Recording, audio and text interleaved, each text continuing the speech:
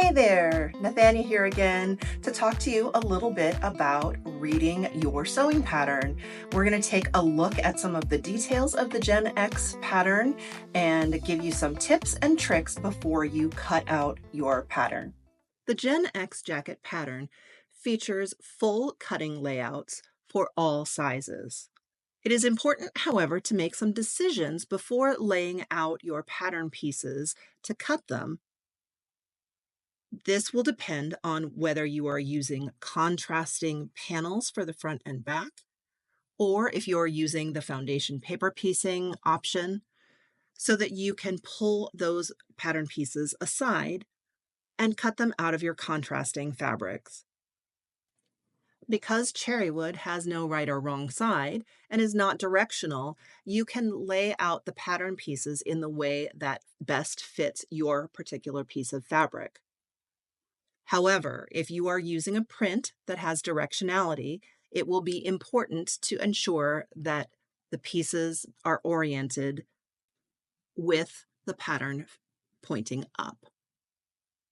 Now let's take a peek at some of the pattern pieces themselves. Sewing patterns have their own symbolic language, and they are generally universal throughout all sewing patterns, whether they are commercially produced or independently produced, like the Gen X jacket. The first thing I'll draw your attention to is the grain line, which is the long line that you see running up the pattern piece, which indicates directionality. Align this line with the warp threads of your fabric. The warp threads are the long threads that run in the direction that we measure yardage. The weft threads are the cross threads that run selvage to selvage and are the width of the fabric. This will ensure that the pattern pieces are cut in a way that supports the structure of the overall garment. Next, turn your attention to the dark triangles that you see on the lower right of the side panel back piece.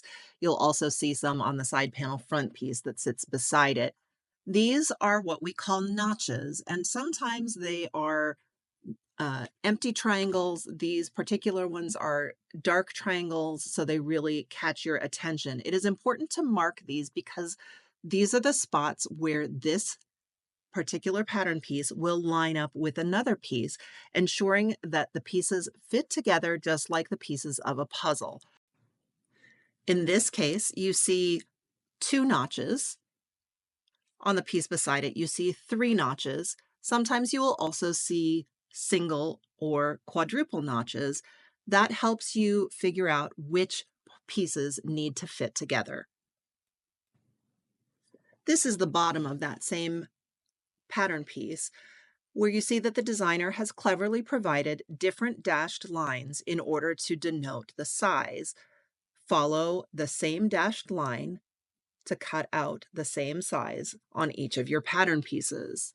You'll also note that the designer has told you that the 1/2 inch seam allowance is included in the pattern pieces. In some patterns, seam allowance is not included, but the pattern should always tell you whether it includes that seam allowance or not. Please also note that in many of the printed patterns from corporations like Simplicity, Butterick have a 5/8 inch seam allowance. Elaine here is using a 1/2 inch seam allowance, which corresponds a little bit better with some of the European standards. You will also find special marking on some of your pattern pieces, like the collar piece here, where it instructs you to cut on the fold. This is the fold of the fabric when you have it folded selvage to selvage. So the center line of the fabric. You'll also notice the circle at the lower left.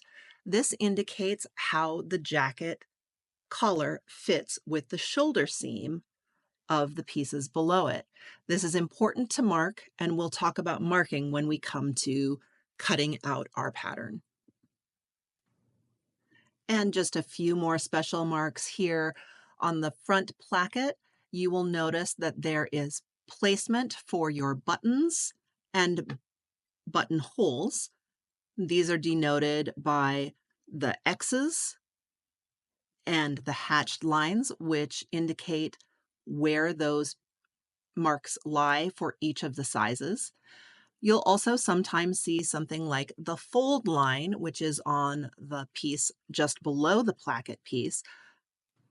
Again, it's important to note those, and we'll talk more about those when we come to tracing off your pattern and cutting out the pattern pieces.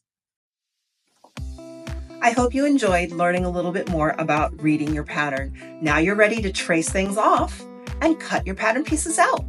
See you in the next video.